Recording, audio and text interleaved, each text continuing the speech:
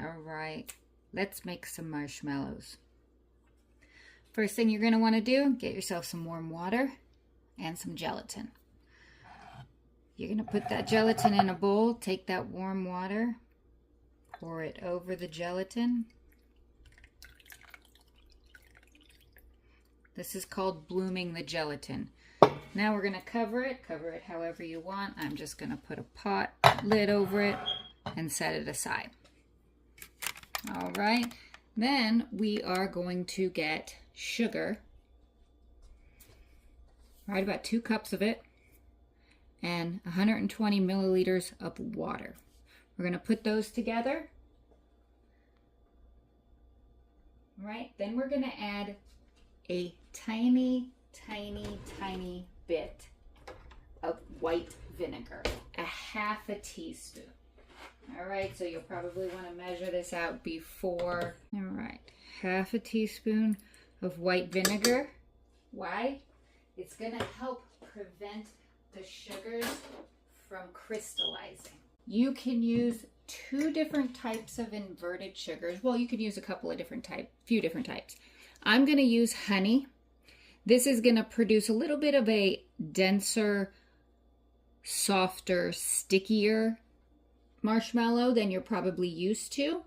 If you use corn syrup, that's going to be more like your traditional marshmallow.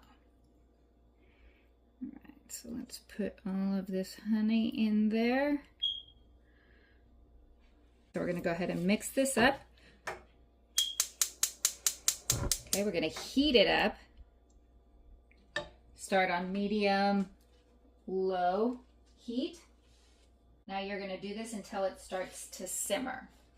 Right, little bubbles everywhere. Not to a rolling boil, but you will get it there. So make sure you bring it to a simmer. But we don't want to burn the sugar, so we do want to make sure that the heat is not up too high, especially in this initial part. All right, so this is going to take a while to bring it up to a simmer at this temperature. So I will be back with you as soon as this gets to a simmer. Okay, so you see there's little bubbles in the corner here. It's starting to simmer. We are going to bring this up to a boil.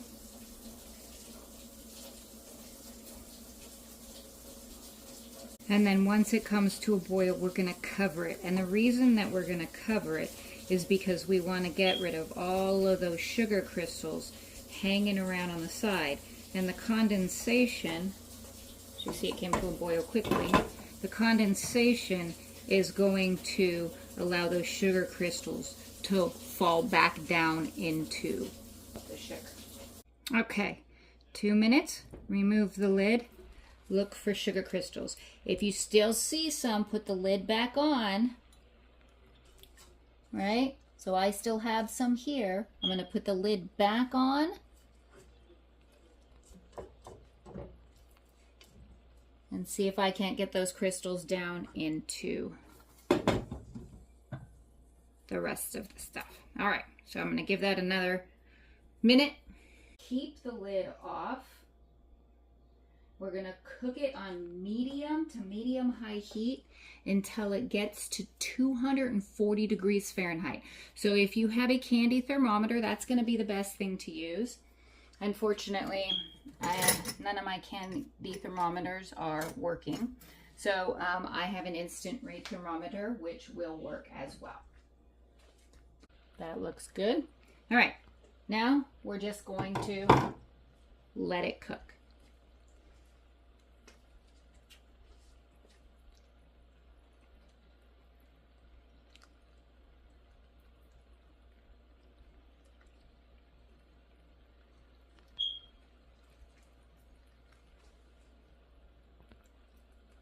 All right, so we have reached the proper temperature. Now we are going to take it off the heat.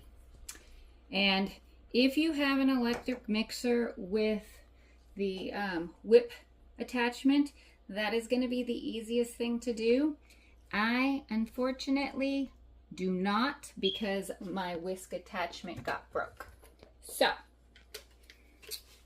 we are going to hand mix this. So what you're going to want to do is you're going to want to get the whisk attachment, and you're going to want to pour that gelatin that you bloomed into your mixing bowl. They will expand by about 3 times, so make sure that your mixing bowl is of the appropriate size so it doesn't go spilling everywhere. Take the lid off. My gelatin should be pretty solid. All right, now I am going to put it in my mixing bowl.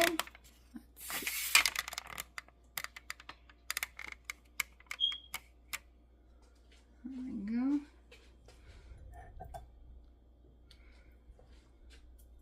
Okay, just scoop it on in there.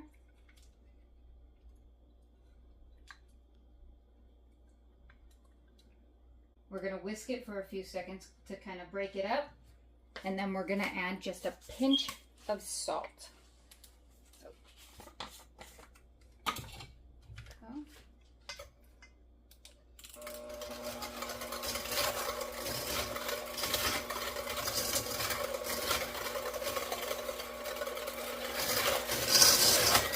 Now here's the real reason why it is going to be harder this way, is I have to pour the hot liquid in while the mixer is going.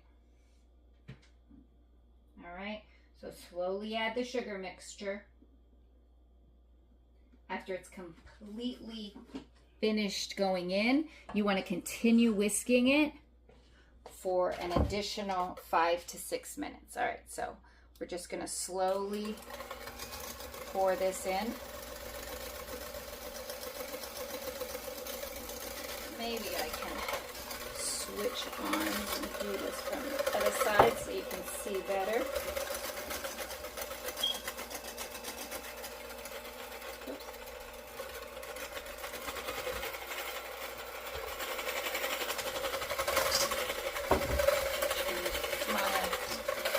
Smaller pot.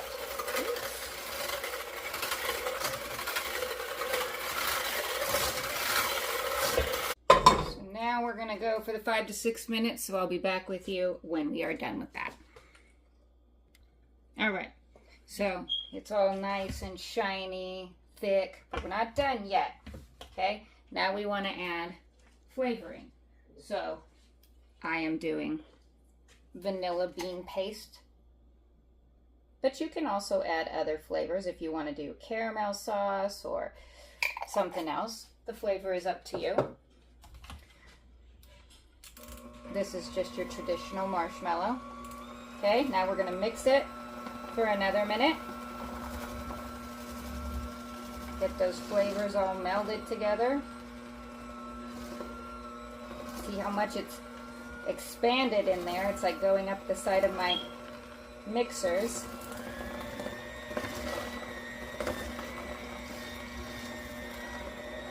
And just for another 1 or 2 minutes, right? Not a long time.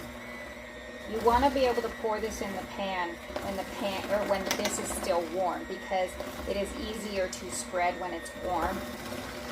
And I probably should have gone over, before you get to this stage, you need to butter or some sort of solid fat needs to be used to grease an 9x9 pan. All right, now we are going to put it in the buttered pan.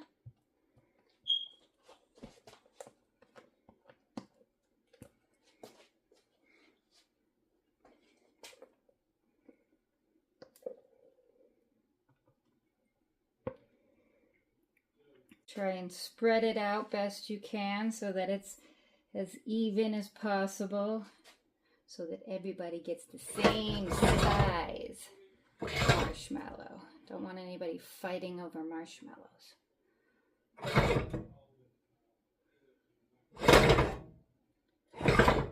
We're going to dust it with a mixture of cornstarch and powdered sugar because it is going to be sticky. All right, so now we are going to sprinkle the top with a combination of powdered sugar and cornstarch or arrowroot powder, whichever you prefer to use. And then we're going to cover it and put it aside for 6 hours before we cut them. Okay, so whatever you have that you can use to make sure it doesn't all get in one clump in one area. All right, so now what we're gonna do is we're gonna get a knife and we are gonna put a little bit of butter on it so that it does not stick. All right, so literally just a little bit of butter on each side to keep it from sticking. Okay, now it's up to you if you want to measure out how big they are, or if you just want to cut whatever you want to cut for you. Hey, it's all good. Okay, but let's start with a little 1-inch cut of a marshmallow so that we can see how this turned out.